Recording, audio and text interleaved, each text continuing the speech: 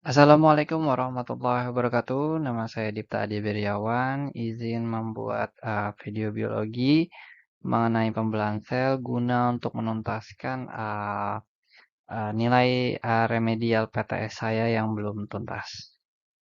Oke, lanjut ke materi pembelahan sel. Cuma sebelum kita ke pembelahan sel, izinkan saya untuk berterima kasih dulu kepada orang yang telah memberikan akses PPT. Sebentar, yang telah memberikan akses PPT yaitu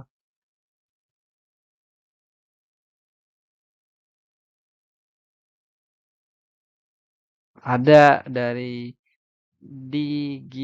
Digilip Esa Unggul AC.id. Jadi kepada Digilip ya digilip.esaunggul.ac.id, saya terima kasih kepada yang pembuat karena telah memberikan akses gratis untuk di-download dan untuk saya presentasikan pada hari ini. Lanjut, kita akan membahas pembelahan sel setelah kemarin kita telah membahas pembelahan metabolisme. Kita akan membahas pembelahan sel. Nah, ini langsung dari Dr. Heni Saraswati, M Biomed. Oke, izin Bu. Oke, jadi pembelahan sel itu merupakan cara sel untuk memperbanyak diri.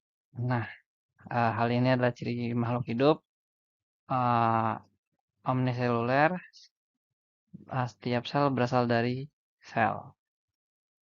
Nah, ini pembelahan sel proses sifat dari orang tua ke keturunannya. Seperti itu.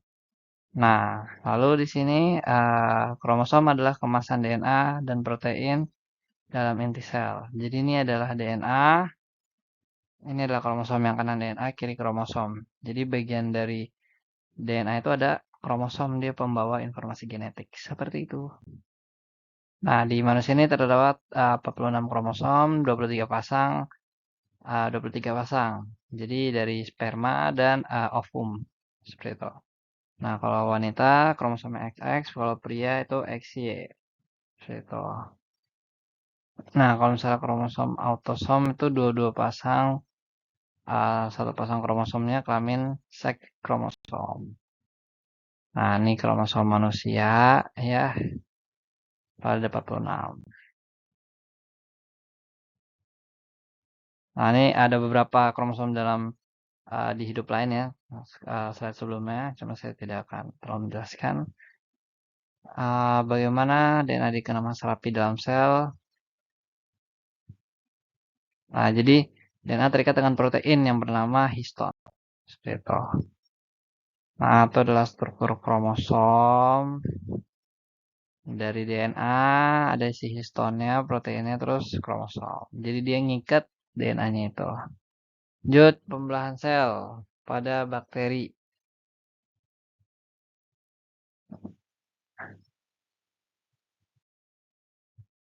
Nah, ini pembelahan sel pada bakteri, tapi secara garis besar hanya di itu meiosis dan mitosis ya. Jadi saya akan lebih utama menjelaskan ke bagian yang mitosis dan meiosis.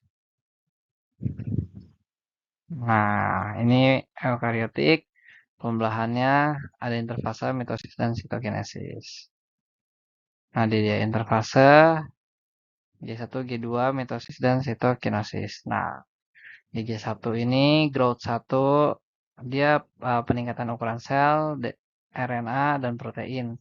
Di fase S itu penggandaan yang tadinya pembentukan terus di duplikat seperti itu. Terus fase 2 pertumbuhan sel, sintesis protein, dan pengecilan terakhir sebelum fase mitosis. Nah, fase S kromosom bereplikasi menjadi 2 kromatid ya. Dan kedua sister kromatid akan berkaitan pada sentromer. Sentromer itu jadi yang titik tengahnya ini kromosom 2 itu disebut kromatid seperti itu. Nah, jadi mitosis dibagi menjadi 5 fase, itu profase, metafase, anafase, telofase. Kalau nggak apal, itu bisa diambil jepretan keledainya, yaitu PIMET. Jadi PMAT itu PIMET. Jadi P untuk profase, M untuk metafase, A untuk anafase, T untuk telofase. Jadi pakai PIMET ya guys ya. Nah, untuk di profase sendiri itu kromosom dia bentuknya lebih padat. Nah, ini ada detailnya nih pakai mikroskop cahaya. Terus bentuk benang spindel mulai terbentuk, sentrosom berpisah. Jadi yang kedua ujungnya itu akan menjadi sentriol seperti itu. Yang kuning-kuningnya metafase itu sentrosom pada kutub yang berseberangan. Jadi sentrosom ini dia kan kutub berseberangan. Terus kromosom terletak di bagian tengah atau pada paras ekuatornya. Kromosom tetap terikat dengan benang spindel. Jadi dia terikat dengan benang spindel ya. Fase anafase itu kromatid mulai terpisah. Anafase itu identik dengan wave. Yang tadi PIMET, sedikit jelaskan, P itu kan profase, M metafase, A anafase, telofase, ya. Jadi PIMET. Nah, P itu pembentukan. Ingat aja P itu pembentukan. Terus M-nya itu middle. Middle-nya itu tengah.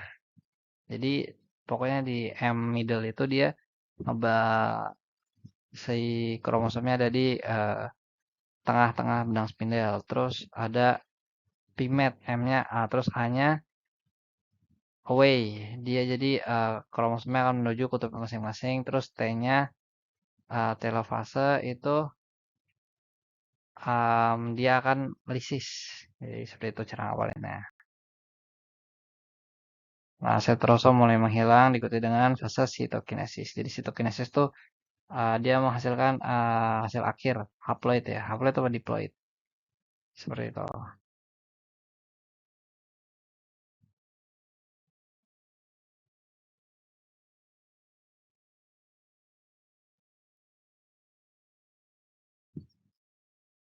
Nah, terus durasi prosesnya fase S itu 10 sampai 12 jam. G1-nya itu growth 1-nya 5 sampai 6 jam, G2 4 sampai 6 jam, mitosis itu 1 jam. Mitosis 1 jam ya guys ya.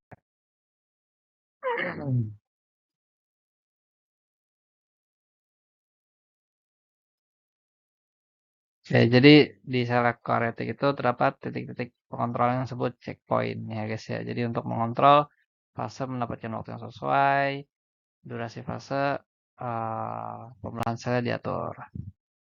Nah, jadi ini untuk memudahkan ngapelin juga ya. Jadi G1 checkpoint apakah kondisi lingkungan sekitar mendukung, akhirnya direplikasi, akhirnya apakah semua terikat dengan benang spindel seperti itu.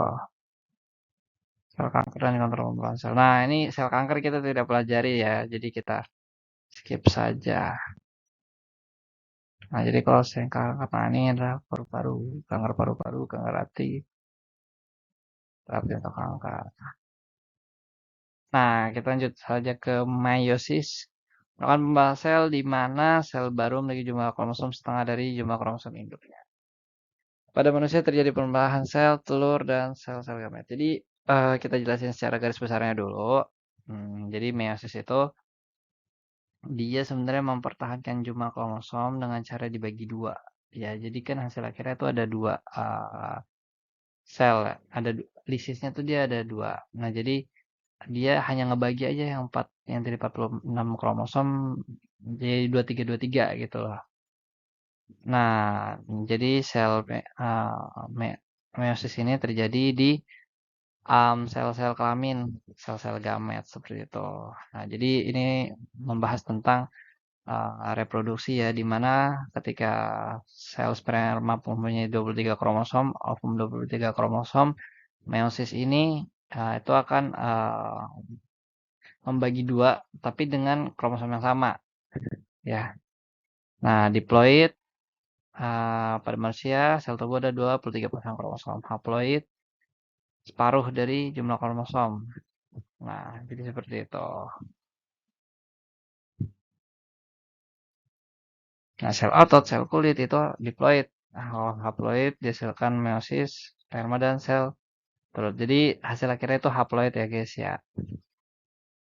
Nah, ini dia siklus seks manusia. Kita tidak terlalu mempelajari ini ya. Nah, ini dia tahapan-tahapan meiosis. Sebenarnya sama saja, meiosis 2 juga sama saja, jadi tidak ada yang beda, cuma bedanya dia ada di belahannya. Jadi dia membelah lagi menjadi dua, gitu. Nah, ini perbedaannya menghasilkan dua sel baru. Empat. Oh ya, jadi ini ada 4 sel baru ya. Yang tadi dipecah jadi dua, hasilnya 4. Nah, ini kromatidnya tidak terpisah. Ya, karena kan dia kan kalau misalnya mau meiosis 2 tuh akan melanjutin lagi kan. Nah, kromatidnya nggak dipisah. Tapi kalau misalnya meiosis 2 tuh kromatidnya dipisah. Karena lisis. Oke. Durasi pendek. Kalau misalnya meiosis 1 durasi lebih panjang dan lebih rumit. Seperti itu. Nah, meiosis 1 itu ada profase di mana tahapannya kromosom mulai menebal dan menipis. Terus sentriol akan menuju kutubnya masing-masing. Di sini terjadi fase yang dimana saya tidak tahu apakah ada di PPT atau tidak. Nanti kita coba akan lihat. Nah, jadi lezipadidia adalah cara menghafal yang jembatan keledainya. Jadi leptoten, kromosom berkondensasi memadat. Zigoten membelah menjadi dua bergerak kutub yang berlawanan. Itu si sentrosomnya. Pakiten, kromosom menggandakan diri menjadi dua kromatid yang saling melekat pada sentromer. Sentromer itu tengahnya kromosom ya. Di placento terjadi crossover. Terus dia kinesis dan bentuknya benar-benar spindel seperti itu. Lanjut, sinapsis dan pindah silang. Nah, jadi pada proses crossover ini terjadi sinapsis yang dimana pertukaran informasi genetik. Jadi kenapa muka uh, abang atau adik kalian tuh beda? Padahal kalian kan udah ada nih hasilnya kalian. Terus kenapa adik kalian tuh ada lah beda-bedanya daripada kalian? Nah itu karena ada pertukaran informasi gen. Jadi nggak selalu sama muka dengan kalian. Nah kias.